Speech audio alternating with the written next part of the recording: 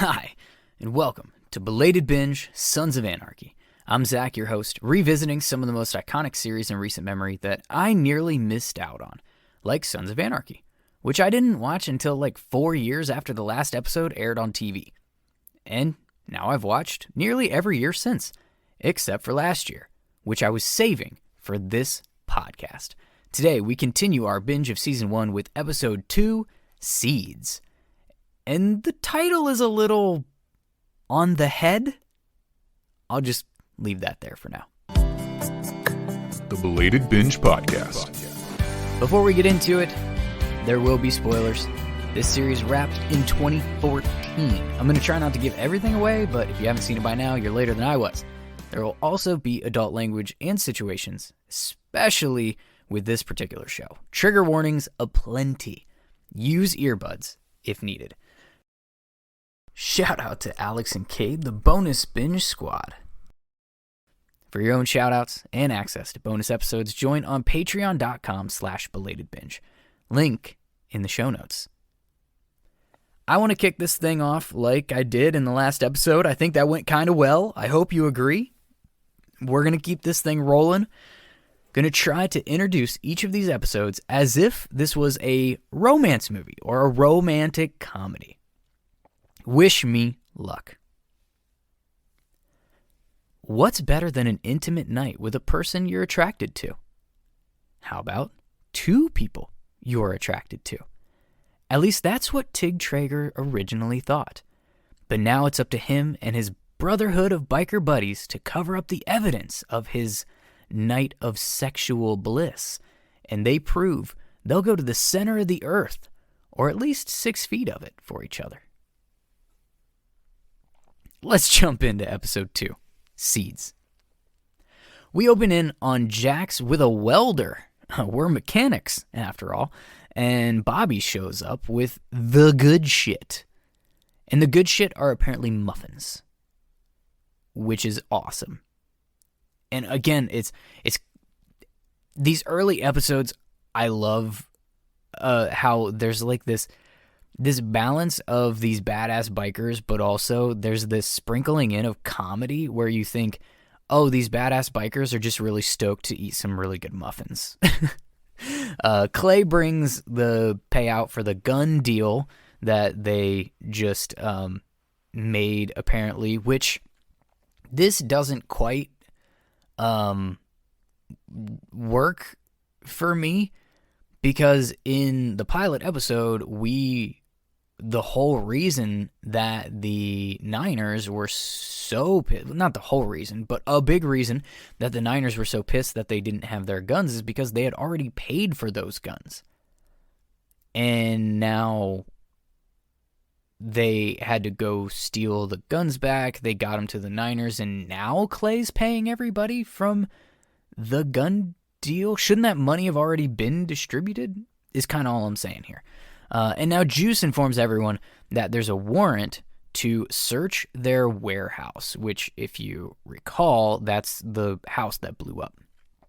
And then we cut to that house, and the dirty cop that we met in the last episode is just staring at the burnt bodies. Why are they still here? Has he just been spending the last 48 hours or whatever it's been just looking at these bodies and wondering, what am I gonna do? Because I thought he was supposed to be getting rid of them. Anyway, basically the plot needs this timing to line up, and the not dirty cops pull up. And something about the technicality of a small town cop just throwing his featherweight around with the county jurisdiction. This reminds me of NCIS, if you ever watch that show, when Gibbs is always taking over crime scenes and throwing his serious stare around and going up against, the FBI or the CIA or something, and somehow, because of plot, he ends up winning the pissing contest despite working for this tiny branch of government. Navy cops can apparently outpunch the FBI, and in Charming, the Charming PD can, overseeing a town of 46 people, can just walk all over the county sheriffs. Sure, Why not? Back at TM, that is the name of the mechanic shop. It is Teller Morrow, which is Jax's last name and Clay's last name. So there's heritage. And Jax and Bobby they're all apologetic to Clay. And this is just kind of, again, reinforcing the hierarchy here. Clay is, the BDE head wizard in charge. He is Dumbledore for our Sons of Anarchy. At least in this moment, he certainly doesn't turn out to be Dumbledore. Although, actually, you know what? There might be more parallels there than I would think. Get back to you on that potential bonus episode. Anyway, Gemma mentions needing his, and this is a direct quote, Jew brain, regarding some accounting for the business. And Bobby's response was that his big old Jew brain can't even count his own fingers, which is pretty funny because, I mean, aside from the fact that, like, you can't say Jew brain in 2023, it's funny because, like, I think it's like one season from now, Bobby is going to get, like, tapped in to be bookkeeper for a new business venture. We'll just leave it at that for now. And he's also the treasurer for the club, and the treasurer for a club handles the money. So I don't know if this line was just thrown in because they didn't think anybody would notice, or if Bobby was kind of being tongue-in-cheek, like, I don't want to help. But either way, she did not quite line it up for me. Gemma wants to do a dinner, and she brings up the book that Jax found in storage to Clay again, and Clay just basically says, stop worrying.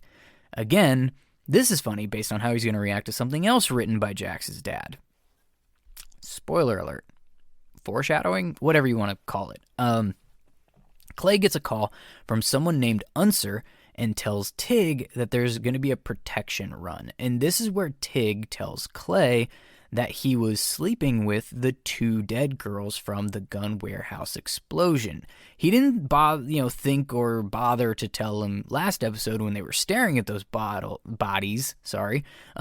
No, he decided to tell him now. And Clay's not very happy to hear about it because let's call Tig's dialogue here, like, disturbing at best, but I still laugh at it every time when Clay's response is, what kind of nasty shit did your mama do to you? And Tig's reaction is just, what do you mean? And I just got to say it now and get it out of the way. I've never been a Tig fan. He has moments throughout the series, sure, where I like him more than other moments, but most of the time I just really don't like the guy, especially in this first season. However, this little back and forth is pretty funny. Anyway, that's also not a reflection of the actor who played Tig. Kim Coates did a great job. I just don't like the guy he played. Anyway, now Hales is at the crime scene, and Hale is the name of that small town cop that was throwing his weight around. And he finds the bodies. Of course he finds the bodies. So I guess that's going to be our main problem for this episode. And now we're having a meeting to discuss Tig's sexual conquests and how to deal with said DNA problem. And I don't really know if I understand this very well. I could just be stupid, but let me just take a pause and let's just talk this through for a second. He said to himself in a small corner of his basement with his little soundproofing half-ass podcasting studio into a microphone. The premise here is that Tig's baby juice was swallowed by both of the victims of the fire. The club has a concern that the cops are going to find the bodies and in their autopsy identify Tig's sperm and DNA inside the stomachs of the women. Between however long has passed since the sexual act in question, stomach acid and substantial burning, should this even be a concern? I'm not an ME, so maybe I'm crazy. I'm definitely not a chemist. But this seems kind of like we just needed them to want to get those bodies out of there and wanted the edgiest possible reasoning for it. Saying that the 2 dead bodies brings more attention and could just increase the chances of being tied to the club wasn't enough. We had to have their bellies full of cum to get this done. I guess. Okay, here we go. Clay meets with Unser to try and get Hale to back off, and Unser turns out to be the sheriff, and he has cancer. So he's about to retire, and this Hale character that we've just met earlier on in the episode, or was he in? I don't remember him in episode 1 at all. Anyway, he's going to be taking over the department, and it turns out Unser is the person who also needs the protection run. That should go well. And Jax gets stopped by Hale in his Jeep with the top off. And he uses this as like a little mini interrogation while he's driving and Jax is riding on his bike. And then he kind of threatens the club again while he's driving next to Jax. And they're just like yelling at each other back and forth. And 2 things. Okay. 1, how the hell is this supposed to work? I can tell you that if I'm actively riding my Harley, which is just as loud as the bikes on this show should be, I can't hear enough to have a clear conversation with anyone in traffic. It's just not happening. And that's why riders have things like comms units in their helmets so that they can talk to each other while they're riding. They don't just pull up next to each other and shout at each other what they're trying to say. And then also, Jax has this like mic drop moment and speeds away from Hale. Hale's a cop. Wouldn't that be the exact excuse he would need to pull Jax over with cause? But he just, I guess, lets it slide and lets him violate traffic laws to have a cool guy moment to end the scene. Sure. Now we're at the hospital checking on Abel. And we're also checking out Tara. Apparently, Abel is doing pretty well and is expected to have a full recovery. Jax tries to apologize for the blood from last night, and she just shuts it down. And now we're nostalgic. We're playing catch up on the missing years, and we're starting to again kind of see the history and flesh that out a little bit between these 2 characters. And Jax informs Tara of he and Wendy's failed marriage and failed reconciliation that led to Abel being here. He still goes to check on Wendy, though, and I guess this just kind of piggybacks off of the last episode. The outlaw has a heart. And now we're at Opie's house, and Donna needs the truck. They're behind on the bills. Opie mentioned this in the last episode, but we're starting to see it play out, and we're starting to see how it's causing tension and stress in their lives for their marriage, for their family, and she's still really cool about this. She just casually says that she needs to hide the car so that they don't repo it while she's gone, and now Opie is headed off to work, and he finds his dad parked somewhere in town on his way. Okay. Did they have Find My iPhone in 2008? Did Piney even have an iPhone? I doubt he even had a pager. How does he just know exactly where he's going to be parked at the very moment that he's going to be there? Anyway, Opie asks for money. Piney doesn't have any to give him.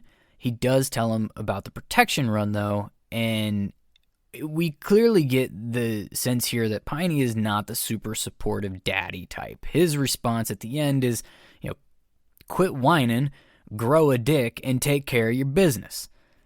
And that's just the kind of world that we're living in for this show. And if you're offended by that, you're probably not watching the show and you're not listening to this right now. Anyway, back at the clubhouse. We're back to scheming how to avoid the Lodi forensics unit that we've learned is coming to get the dead bodies. And Lodi is kind of the next biggest town nearby, I guess, that would have a forensics unit that Hale can tap into. And Clay's solution is killing someone in Lodi. And Jax is not on board with this. And Tig is an idiot. He wants to kill Nords in Charming and dump them in Lodi. And Clay is all for it. However, Jax offers up an alternative to murder, and he's kind of looked at like a lunatic. So again, we see what kind of world that we're building and that we're living in with this club. How they're, how the idea of just murdering people to solve a problem is like, yeah, that's normal everyday stuff. And Jax has to defend himself and talk about how he's thinking straight and whatever. And he points to a sign on the wall that says brains before bullets. And that's how he kind of gets them on board, because I guess that's supposed to be some sort of, I don't know, if it's posted on the wall, I guess that's supposed to be some kind of mantra that the club is supposed to live by, I guess, going back to its founding. I don't know. I don't even know if it comes up again. But he suggests grabbing some dead bodies from the funeral home guy who apparently has a gambling problem, and then dropping them in Lodi and making it look like a murder. So essentially achieving the same thing, but without the additional potential heat and conflict that could come if them doing the physical murdering actually were to go wrong, particularly, close to home. Clay reluctantly agrees to this and basically says, don't make me regret this, kid. Now we're at the funeral home, and we meet Skeeter, and Jax requests the 2 dead bodies. And apparently Skeeter has started in Gamblers Anonymous and doesn't want Jax's money, which is mind-boggling to Jax. But instead, he's still willing to do business, but he wants a girl, which is fucking creepy. But Jax agrees to get him to hook up with a quote-unquote crow eater, which is the club's name for a pass-around, which is a very unfortunate name for girls who have a proclivity to sleeping with different members of a motorcycle club. I didn't come up with the term, people. I don't know. And now he's in. He's like, oh yeah, absolutely. If you can get her to sleep with me, let's do this. He offers up a white guy, and Jax also asks for a Mexican guy. And Skeeter says there's a fresh one he just buried in the cheap seats, and now Half-Sack has to dig up the body. Broad daylight, Half-Sack is digging up a grave with a shovel. Nobody notices. And now we're taking a break from the club to see Darby, the leader of the Nords, and Alvarez, president of the Mayans Club, meeting at a park. And this is confirmation that Darby led the Mayans to the gun warehouse. These two are working together, but apparently not fully working together, because Darby wants to combine forces. And what the fuck are we doing in this park if we haven't already done that? But Darby is being super racist, so he obviously just wants something out of the partnership. He's probably not stoked to be working with a Mexican club to begin with, because again, his crew is like a white supremacist group. It's not great, but all he really wants out of the Mayans is protection from SAMCRO. And Alvarez lets him know that he'll give him a couple of bodyguards from the club, and all the while Darby isn't realizing this, but his car is being stolen, and this exchange goes down, and he goes out to the parking lot like, where the hell's my car? Well done, SAMCRO. Perfect plot timing.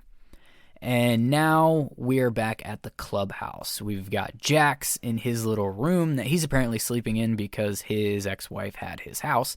And the girl that Skeeter wants to hook up with comes to see him. And this goes, well, pretty much how you figure it will. He doesn't even recognize her and lets her know what the request is after she, tells him who she is. And he's pretty smooth or whatever throughout this exchange. She's creeped out by Skeeter, but, you know, for the club and blah, blah, blah. And we get this, the basic premise here is, and we're going to paraphrase quote here, "I'm not some whore, Jax, but I'll be one if you fuck me." And that seems like a fair trade from Jax's perspective, even if he's wearing the cut, because that's what she's into. She's a crow eater. Okay, moving on. And the protection run begins just as Half-Sack makes it to the body that he's digging for. And they get cut off on the road by a street race on their way with the bodies. And that causes some damage to the vehicle that they're driving, and I'm sure that won't come up later. Nothing about that's going to come up later. Forget it ever happened. Now we've got a hospital scene. Tara confronts Gemma about Wendy's OD. She basically says she knows that Gemma's guilty, and she's actually got the confidence to stand up to her and let her know it, which is interesting. No wonder Jax likes her. She's got some gumption of her own. Clearly a strong-willed character. And now we're back on the road. And that thing I told you to forget about, part of it's coming back. Cops are pulling over our boys in the damaged Suburban, and Juice comes through in the clutch. He rams the cop car, gets the cop to start chasing him down the road on foot. Jack slashes a tire, and he goes to pick up Juice and Half-Sack as they're just running. And the cop responds the way that all cops are trained to respond to any situation. He just starts shooting blindly at them. Luckily, he missed because this is a TV show, and cops don't actually take firearm training in TV shows. They can't shoot straight worth shit in TV shows ever. So let's just say it's a bit of an overreaction as a member of law enforcement to just start firing at will. Opie and Clay are now having a heart-to-heart on the protection run. First, it's about Donna, and then it's about Opie. Clay's trying to get a sense of where Opie's head is after being locked up. And Opie informs him that he's got no resentment. And I think we should believe that that's true. You know, Opie seems to be struggling mentally in this past couple episodes here early on in the season. He's clearly got some emotional stuff happening, but it doesn't seem to be at all tied to negative thoughts about the club necessarily. He had only been avoiding the club to that point because of his wife. His wife is the one with the problem with the club. But now Bobby gets a call and Clay changes the route that they're on, and the truck driver isn't stoked about it, but it's a protection run. The driver follows them. So now Jax and the boys are they're staging their murder scene, and they're being really fucking loud about it. And nobody sees this. No one. We've got a car crunching a dead guy's skull. We've got dudes that are trying to physically move this big-ass dead guy into a car. We've got guys running around squirting bags of blood all over everywhere. And now they're just lighting it up with gunshots. Nobody hears them. Nobody sees them speeding away. Nothing. Okay. And now, back to the run. Clay has staged a hijacking. The trucker is tied up in the back of the truck. Clay sells the truck's content to a gun buyer as a way to try to buy the club some time to rebuild their distribution business. And it's less of a selling. It's more of a donation to them with just kick me over a little bit to just cover the cost of doing business, I guess. And Opie asks Clay about Unser, whose shit they're stealing, and the one who hired them to protect that shit. Fair question there, Ope. And Clay says that it was time for Unser to get a wake-up call, and it was kind of all part of his plan. And now we're back to Jax. He sees the car that cut him off at the gas station, so he does what anybody would. He goes in and starts a fight. Well, I say that. Okay, so it's not much of a fight. He beat this dude's ass, and then the guy starts shooting. And the crazy store owner stabs him in the head with an axe. So that went according to plan. Unser is not happy about the hijacking with Clay.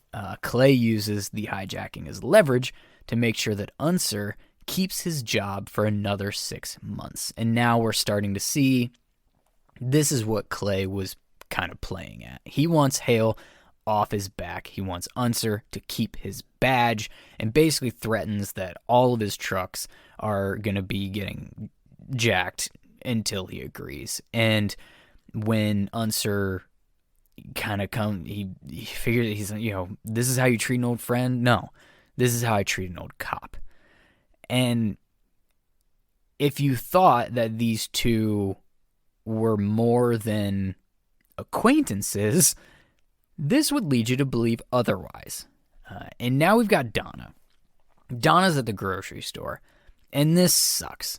It really does.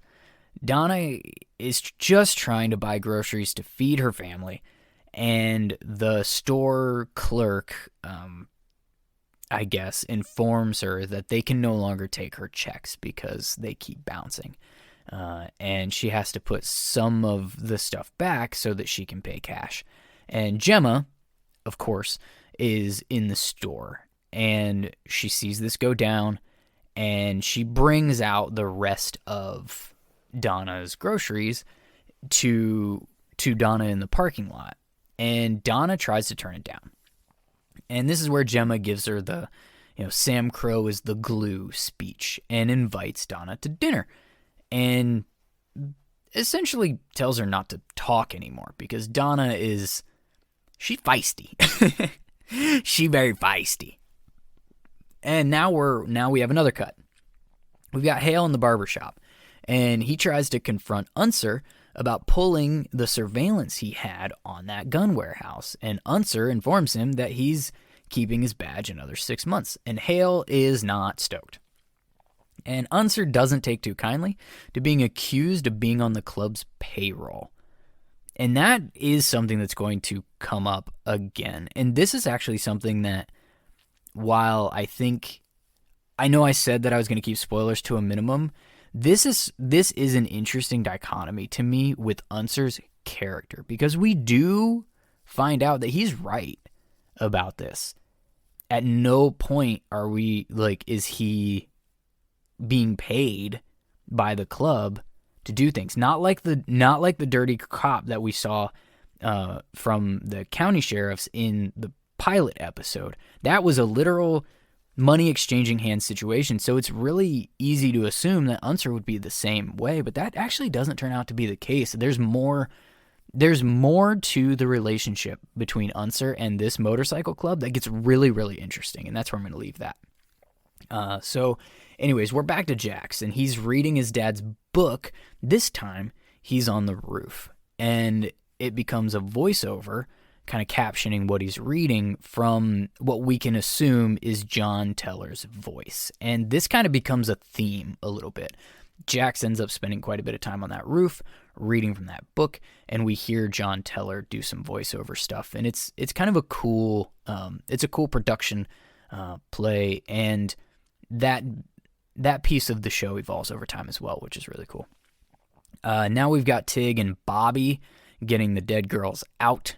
We've got Gemma coming to look for Jax and is snooping through his shit a little bit, and she asks about the stuff he found of his dad's and starts going through the pictures. And this is a really, really fucking weird point. She finds a picture and goes, how hot was I? And he says, smoking hot. And who the fuck says this shit to their mother and their son, in that kind of dynamic? It's weird. That is weird writing. It is. That is strange writing. Anyways, tries to... I say that...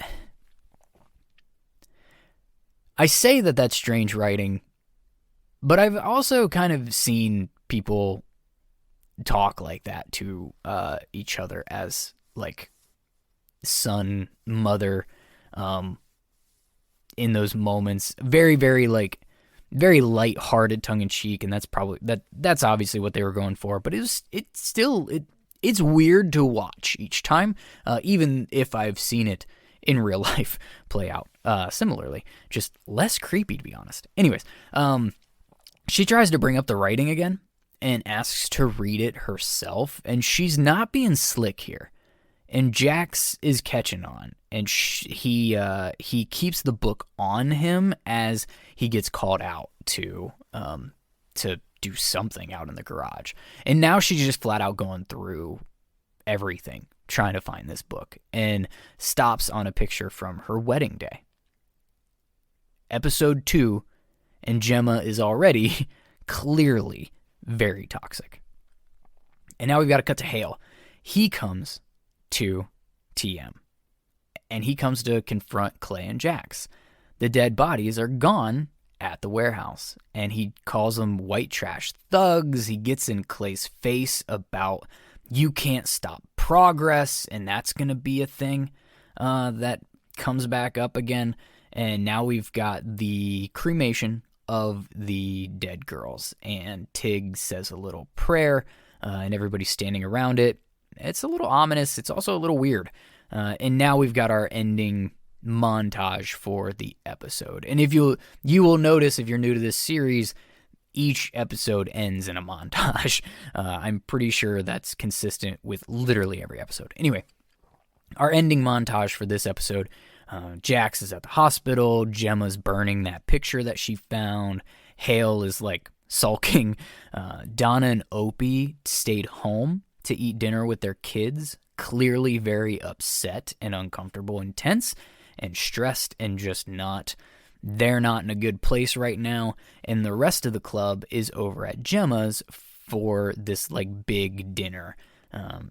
Cuts are off at this dinner, which is interesting. And everyone there is happy. Club is family. And that's Seeds, episode 2 of Sons of Anarchy. And this is a way bigger Opie episode than I remembered. And this is going to sound kind of silly, but I kept laughing at the costume design choices. When he was riding alone, or even when he was at home, he had on this like stereotypical biker bandana, which I'm not hating on that. I wore those things a ton growing up, to be honest with you. I thought they were the coolest fucking thing ever. I have multiple years in a row of little me playing flag football, and I'm wearing those on picture day, and I'm wearing them in every game. But then when he was with the club, he switched to a black beanie. Even in the middle of the day in California when it's hot as all hell. And at first, I thought they were just feeling it out a little bit. I thought they were just kind of feeling out what Opie's style was going to be for the show, because these are early episodes. Looking back at it and having listened to Reaper reviews and watched a ton of YouTube videos myself of behind the scenes stuff, they were very much at this point feeling out these characters and really developing who they were gonna be stylistically and things like that, like what were gonna be their things, if you will. And Opie, I thought, was going through that in this episode. But then I thought about it a little bit more, because that's what happens when I do shit for this podcast. I catch something, and then I go down a nerd rabbit hole. And this one was interesting to me. This whole episode, Opie's fighting with this duality of his life since getting out of jail. He's buried in debt at home. His wife wants him out of SAMCRO. He's working a blue-collar job. This is where he wears something with color, flannel, a bandana. But when he puts on the cut, he's the outlaw biker, the one that they call to blow shit up. It's the darker side of his personality. It's all black. A beanie. 2 different looks. 2 different opes. I never noticed it before now, but I think it's pretty cool. And something else I clocked this time around is how Tara and Donna stand up so confidently against Gemma. I said I wouldn't get too spoilery, but let's just say that that's not common in this show, and I don't think it's an accident with who these characters are. Donna is the wife of Opie. Tara was Jax's girl before she left Charming. Jax and Opie are the sons of Legacy, both sons of founding members of the Sons of Anarchy, both following in their father's footsteps by joining. They represent the next generation of SAMCRO. Also, I've said this term a lot. You've heard it on the show, but it hasn't been, like, I guess, clarified to this point. SAMCRO. SAMCRO. Sons of Anarchy Motorcycle Club Redwood Original. SAMCRO. That is this motorcycle club's name in full, abbreviated, and that's what they're doing when they say SAMCRO. Anyways, an eventual changing of the guard is what Jax and Opie represent in a way, which also means Gemma. She's been the wife of 2 founding members, John, Jax's dad, who was founding president, and Clay, who's the current president, and also one of what they call the first 9 founding members. They haven't used the term old lady on the show yet, but she's the top dog old lady. She's the queen of this life. And she's not used to not being in charge, at least amongst the other old ladies, or the crow eaters, or whoever else is around that's not wearing a cut. And honestly, in this show, even the guys wearing the cuts. Yet these 2 younger women, connected to the next generation of SAMCRO, will show her attitude everyone else is afraid to. It's another cool duality of the show super early on. And overall, it's a good episode, I think. It's a little silly, a little crude, and honestly, that shit is right up my alley. I love these early on episodes where the stakes are a bit lower. We're just bikes and bullets for the most part here for a little while, establishing the universe, and I have a lot of fun with them. These are the episodes that make you think you want to buy a Harley and join an MC, honestly.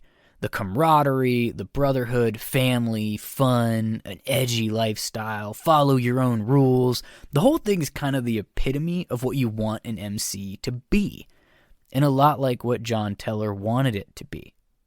Obviously, we aren't going to be farting rainbows and shitting sunshine forever, but it's a really fun start. And also, I don't recommend watching this show going out and buying a Harley and throwing on a cut with a Sons of Anarchy patch on the back and just going into public.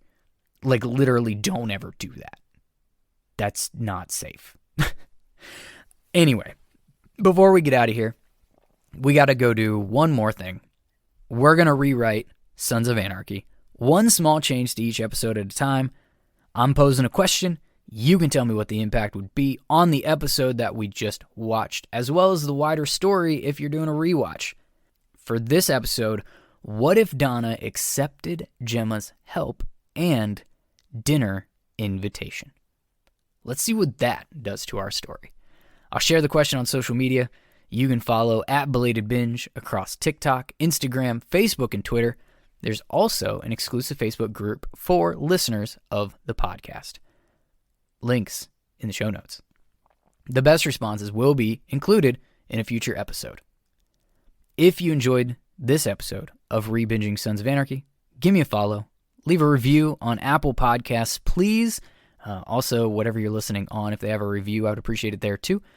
I'd also welcome you to check out the other binges going on the feed, The Office and the Harry Potter books. Visit belatedbinge.com to find links to everything. Patreon.com/belatedbinge. You can also leave a voicemail on the website with your own thoughts. Thank you so much for listening. And remember, life is short. Buy the motorcycle. And when you do, wear a helmet. Dress for the slide, not the ride. And make sure you're taking Belated Binge, Sons of Anarchy, along for that ride.